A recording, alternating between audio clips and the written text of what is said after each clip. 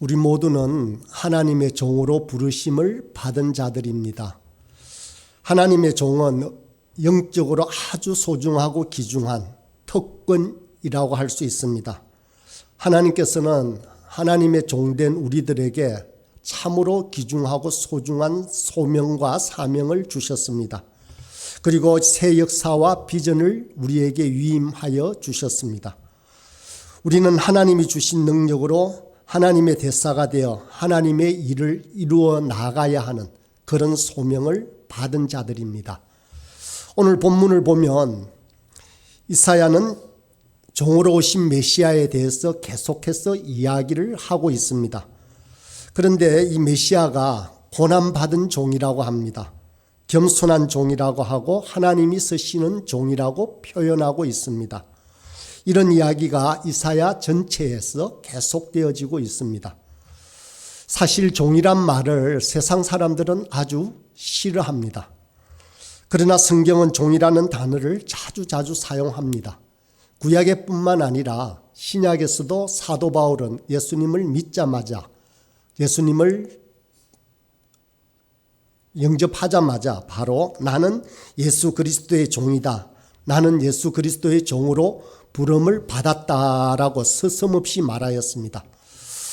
사실 이렇게 바울처럼 자기 자신이 누구라는 것을 서슴없이 말할 수 있다는 것은 참으로 큰 행운입니다.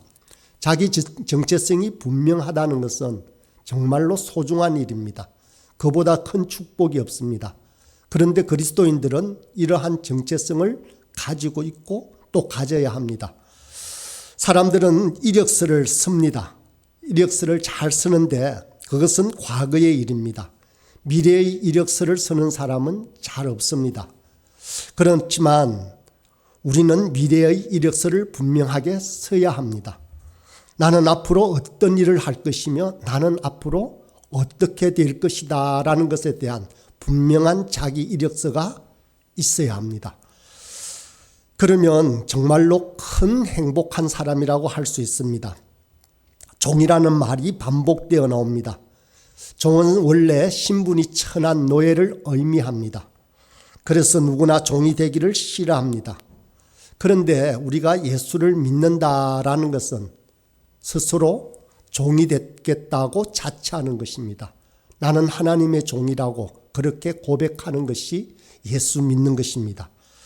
다시 말하면 그리스도인은 스스로 하나님의 종이 된 사람이다라는 것입니다. 종은 주인이 시킨 대로 일합니다. 종은 말이 없습니다. 불만도 없습니다. 만약 불만이 있다면 그 사람은 종이 아닙니다. 오히려 종은 감사함으로 일합니다. 그런데 하나님께서 지금 말씀하시는 종이라는 것은 노예 계급 천한 신분을 말하는 것이 결코 아닙니다. 이 단어는 하나님과의 특별한 관계를 말합니다. 주인과의 특별한 관계, 친밀한 관계, 때려야 뗄 수 없는 관계를 의미하는 것입니다. 예수 그리스도를 구주로 믿은 모든 성도는 하나님과 이런 친밀한 관계에 있는 사람들입니다. 이런 의미에서 종은 영적으로 굉장히 소중하고 또 영광스러운 신분인 것입니다. 종은 하나님과의 관계를 규정해 주는 단어입니다. 사실 우리가 믿고 있는 기독교는 관계의 종교입니다. 다른 종교처럼 고행이나 수련을 통해서 스스로 진리를 터득하는 것도 아닙니다. 깊은 학문이나 철학을 한다고 해서 진리를 터득할 수 있는 것 또한 아닙니다. 다른 사람과 경쟁해서 이겨야만 도달할 수 있는 것 또한 아닙니다. 바로 관계입니다. 하나님과의 관계가 어떠하냐에 따라서 우리의 정체성이 결정이 됩니다. 우리의 꿈과 미래가 결정이 됩니다. 하나님과의 관계가 바른 사람이 바로 의로운 사람이고 구원받은 사람인 것입니다. 신분이 어떠냐가 아닙니다.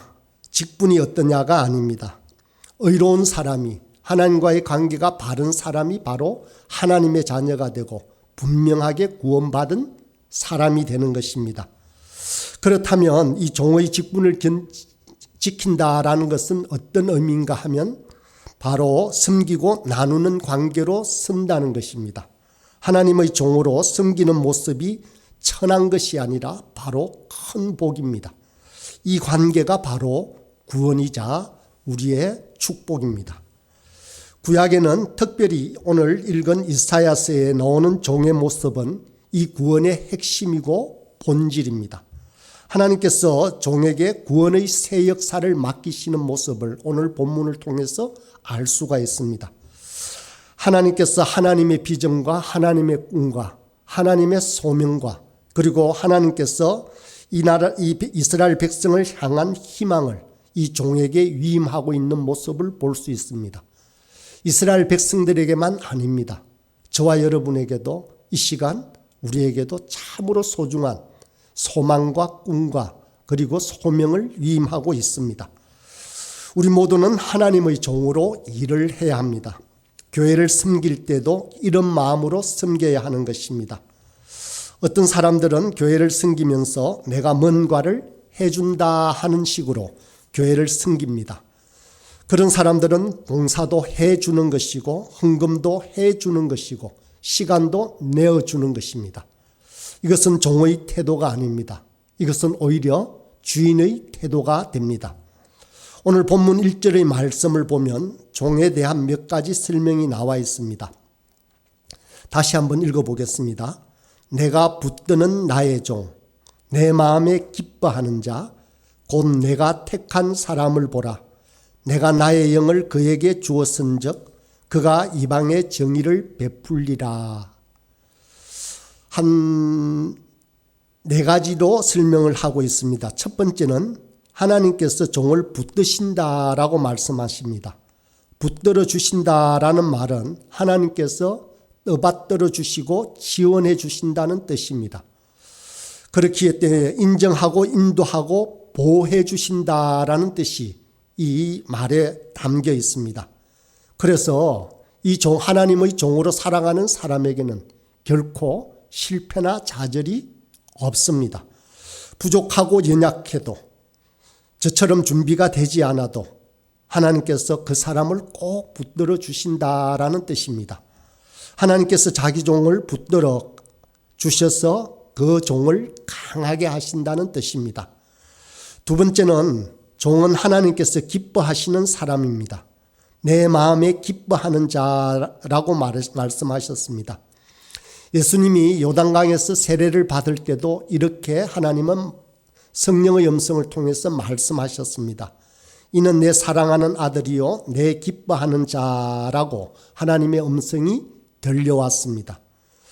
우리도 하나님께서 이런 존재로 부르셨습니다. 하나님께서 기뻐하시는 존재로 저와 여러분을 분명하게 부르신 것입니다.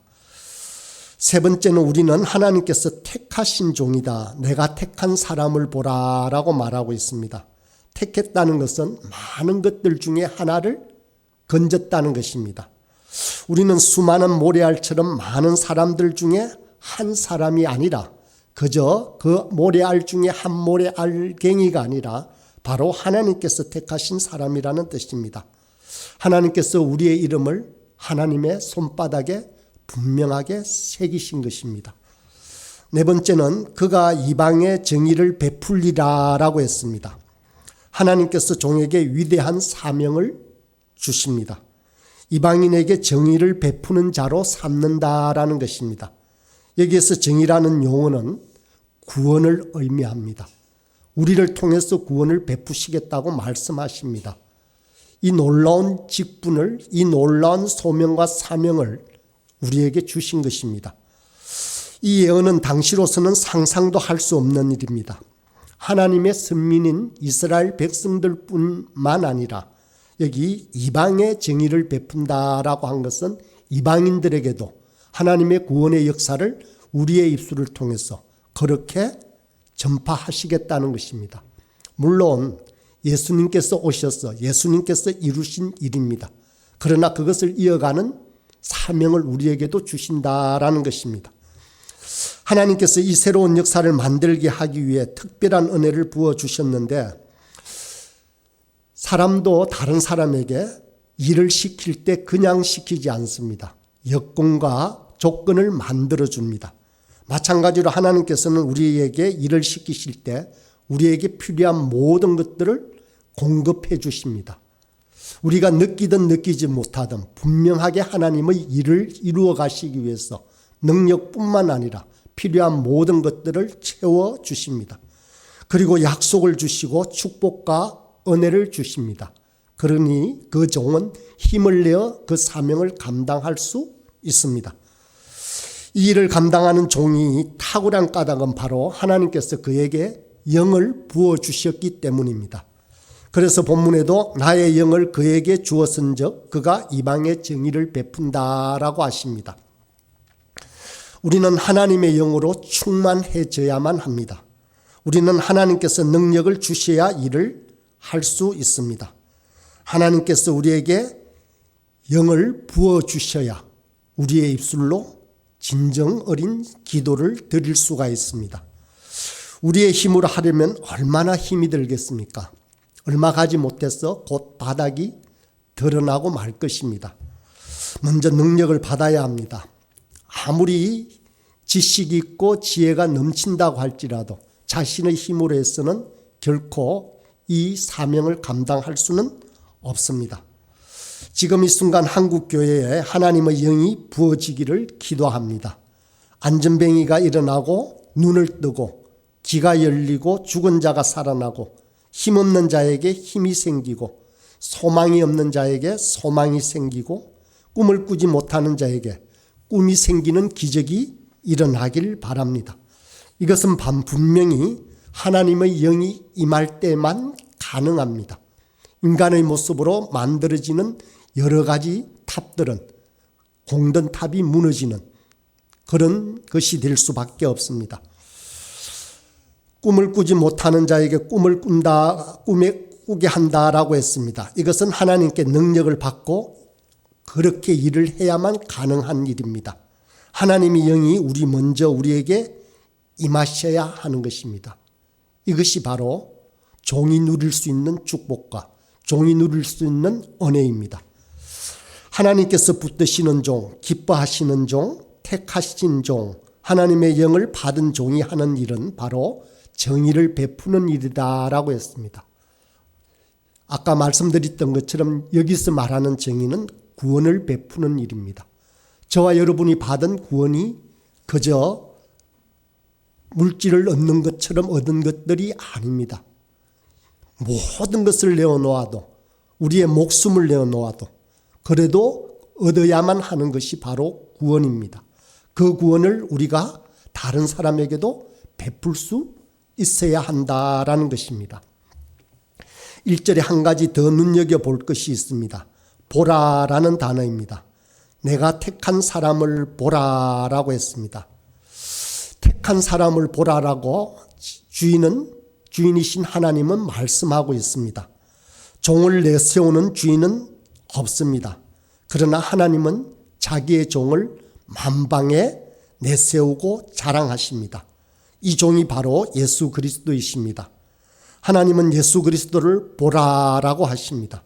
하나님이 붙드는 종, 기뻐하는 종, 택한 종, 성령을 부어준 종인 예수 그리스도를 보라라고 하십니다. 그가 이방에게 정의를 베풀게 될 것입니다. 하나님께서 예수님뿐만 아니라 이 시대에 우리를 또한 세상에 보내신 것입니다. 가난한 곳에, 병든 곳에, 절망적인 곳에 보내셨습니다. 하나님께서는 우리를 자랑스럽게 생각하십니다.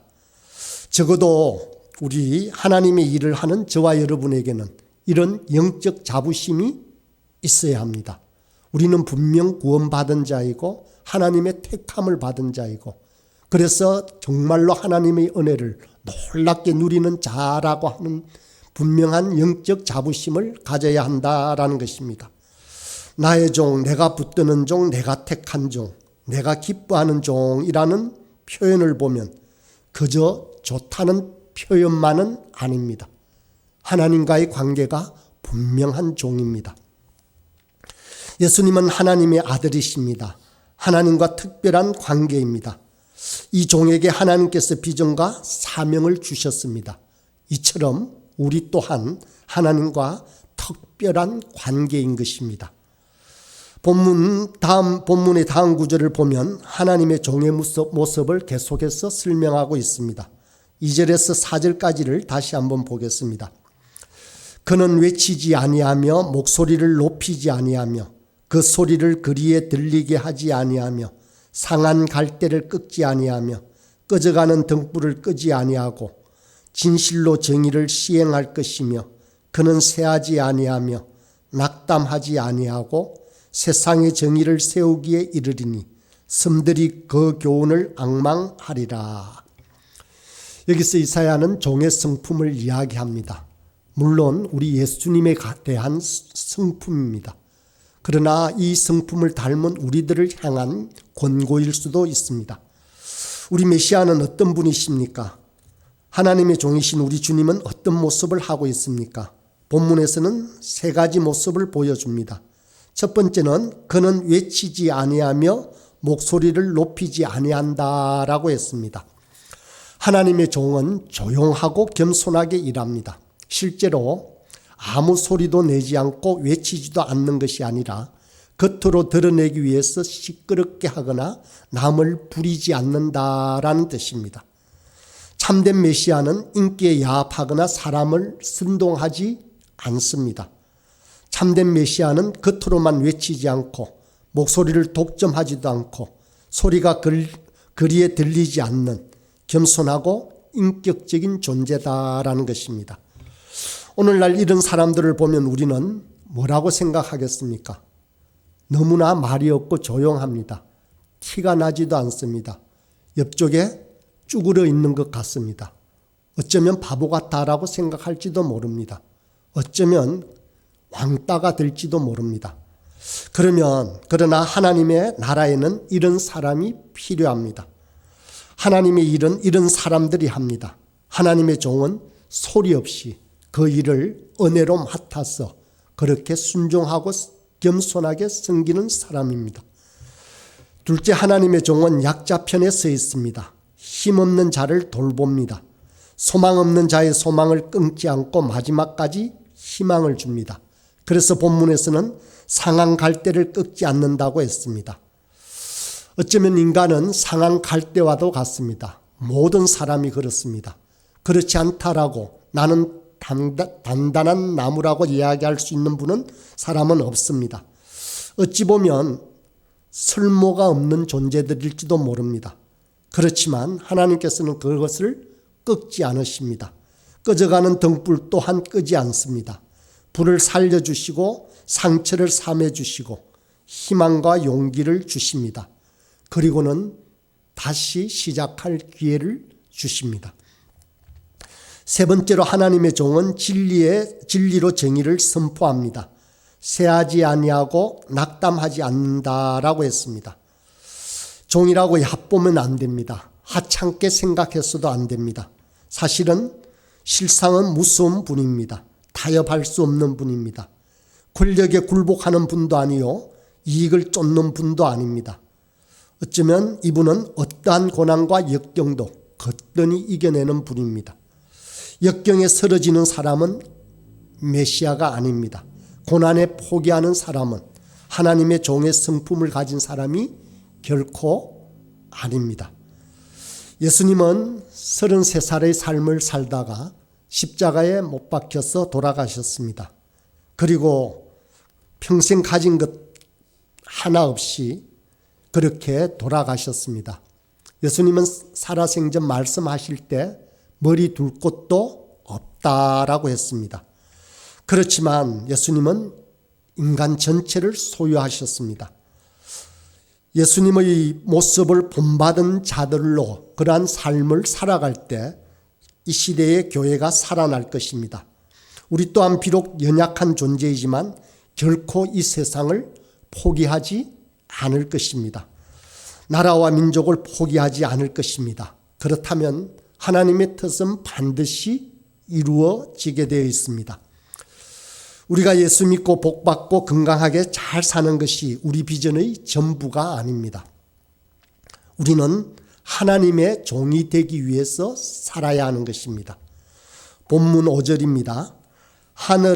하늘을 창조하여 펴시고 땅과 그 소산을 내시며 땅 위의 백성에게 호흡을 주시며 땅에 행하는 자에게 영을 주시는 하나님 여호와께서 이같이 말씀하시되. 본문 5절에는 하나님이 어떤 분이신가를 설명하고 있습니다. 첫 번째는 하늘을 창조하시고 펴신 분이십니다. 두 번째는 땅과 그 소산을 내신 분이십니다. 셋째는 백성에게 호흡을 주시는 분이십니다. 넷째, 땅에 행하는 자에게 성령을 주시는 분이시다라고 말씀하십니다. 이런 하나님은 그냥 정말로 감각 없는 돌멩이가 아닙니다. 우리 하나님은 살아계십니다. 인격적인 분이십니다. 우리에게 말씀하시고 우리와 특별한 관계를 맺으신 분이십니다. 하나님은 우리의 아버지십니다. 그래서 우리의 일거수일투족을 살펴보고 계시는 분이십니다. 이제 6절의 말씀입니다. 나 여호와가 의로 너를 불렀은즉 내가 내 손을 잡아 너를 보호하며 너를 세워 백성의 언약과 이방의 빛이 되게 하리니. 하나님께서 종을 부르십니다. 종은 내가 좋아서 하는 것이 아니라 그분이 불러서 하는 것입니다. 좋아서 하는 사람은 일을 행하다가 실증이 나면 그만둡니다. 그러나 하나님의 부름이 확실한 사람은 결코 흔들리지가 않습니다. 이 자리에 있는 우리 모두도 마찬가지입니다. 그냥 우리가 선택해서 좋아서 이곳에 있는 것 같지만 결코 그렇지 않습니다. 하나님께서 부르셨습니다. 우리 각자를 돌이켜보면 자랑할 것이 없는 사람들입니다. 그래서 저 자신도 생각해보면 저의 연약함을 통해서 오히려 교회에 도움이 아니라 해를 끼칠 것 같아 보일 때가 있습니다. 그렇지만 이것 또한 하나님께서 우리를 부르셨기 때문입니다. 그래서 여기까지 왔습니다. 그래서 우리가 감격하고 은혜를 누리게 되는 것입니다. 그래서 이곳에 있는 것이 우리의 기쁨이 됩니다. 부르심이 없다면 일할 수 없습니다. 부르심이 없으면 태풍이 불고 비바람이 오고 병이 오고 위기가 오면 흔들립니다. 하지만 하나님의 부르심을 분명하게 깨닫는다면 죽을 병에 걸리고 위기가 오고 고난이 와도 결코 흔들리지가 않습니다. 하나님께서 우리 종의 손을 잡아주십니다. 보호하십니다. 그리고 세워주겠다라고 약속하십니다. 뿐만 아니라 세워서 백성의 언약과 이방의 빛이 되게 하시겠다라고 분명하게 우리에게 선언하시고 선포하십니다. 7절의 말씀입니다. 내가 눈먼 자들의 눈을 밝히며 갇힌 자를 감옥에서 이끌어내며 흑암에 앉은 자를 감방에서 나오게 하리라. 이 종이 가는 곳마다 눈먼 자들이 눈을 뜨고 갇힌 자가 감옥에서 나오며 흑암에 앉은 자가 감방에서 나올 것입니다. 종의 사역은 이 고통과 괴로움에 처해 있는 사람들을 구원하는 것입니다. 아무런 소망 없이 살아가는 자들에게 소망을 주는 것입니다. 물론 우리 주님께서 오셔서 완전하게 이 일을 이루셨습니다. 그것을 이어가는 사명이 우리에게 주어졌습니다. 이것이 저와 여러분이 또 우리 교회가 해야 할 일입니다. 우리가 가는 곳마다 만나는 사람마다 이 소망을 전해야 합니다. 8절과 9절의 말씀을 읽겠습니다. 나는 여호와이니 이는 내 이름이라. 나는 내 영광을 다른 자에게 내 찬송을 우상에게 주지 아니하리라. 보라, 전에 예언한 일이 이미 이루어졌느니라. 이제 내가 새 일을 알리노라. 그 일이 시작되기 전에라도 너희에게 이르노라. 하나님의 이름이 바로 여호와이십니다. 스스로 구원의 역사를 이루어 가시는 분이 하나님이십니다. 절대적인 권력을 가지시고 이 천지 만물을 만드신 분이십니다. 그 어떤 방해에도 불구하고 여호와의 종을 통한 구원은 반드시 이루실 것임을 선포하고 있습니다. 하나님은 당신의 영광을 다른 자에게 주지 않는다라고 말씀하십니다. 하나님의 찬송을 우상에게 주지 않는다라고도 말씀하십니다. 이것은 하나님께서는 헛된 우상과는 달리 절대적인 권위를 가지신 분입니다. 모든 영광과 모든 찬송은 오로지 하나님 우리 여호와에게만 있다는 것입니다. 그리고 거기에 하반절에 보면 9장 하반절에 보면 이제 내가 새 일을 알리노라라고 하십니다. 하나님께서 새 일을 계획하고 계십니다. 예전에는 없었던 일이 새 일입니다. 아무도 모르는 일입니다. 이 새 일은 저와 여러분을 구원하신 놀라운 일입니다.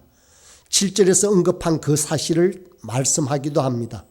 7절을 제가 다시 읽어보겠습니다. 내가 눈먼 자들의 눈을 밝히며 갇힌 자를 감옥에서 이끌어내며 흑암에 앉은 자를 감방에서 나오게 하리라. 세상의 눈먼 자들, 갇힌 자들에게 우리가 받은 구원을, 우리가 품은 소망을 분명하게 알려야 합니다. 그것을 위하여 우리가 그것을 해야만 합니다.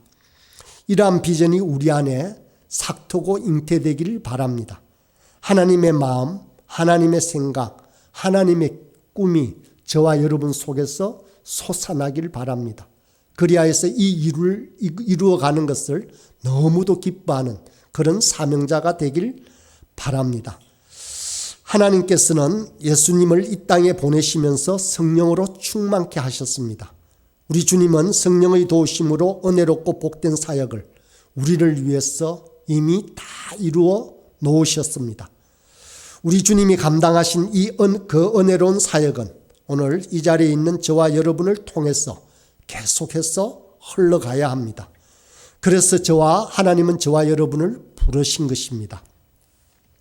그렇지만 이 일은 우리의 힘으로나 우리의 지혜만으로는 결코 되는 것이 아닙니다. 주님께서 그래 하셨던 것처럼 우리 또한 성령의 충만함으로 이 일을 이루어야만 합니다. 하나님의 말씀으로 순종할 때 성령으로 충만할 수 있고 말씀으로 충만할 수가 있습니다.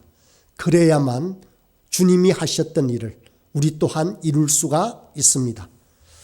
우리는 자주자주 우리의 연약함을 핑계댑니다. 나는 연약했어. 나는 할 수 없어. 나는 못하겠어. 나까지 게 뭔데 이것을 할까? 하나님께서 나에게는 맡기지 않으셨을 거야 라고 핑계를 댑니다. 그리고 자주자주 도망가고 싶어 합니다. 물론 우리는 자주 넘어지기도 합니다. 그렇지만 하나님께서는 이런 우리를 통해서 일하기를 원하십니다. 이런 우리를 세우십니다. 우리가 성령으로 충만할 때, 말씀에 순종할 때 능히 이룰 수 있는 사역과 소망과 꿈을 우리에게 주십니다. 뿐만 아니라 종에게 맡기시는 일을 사명뿐만 아니라 능력과 은혜와 기쁨 또한 우리에게 함께 주십니다. 부디 저와 여러분은 이 사명을 잊지 말고 말씀에 순종하면서 하루하루를 살아가며 그 놀라운 사명을 이어가는 자들이 되기를 간절히 소원합니다. 함께 기도하겠습니다.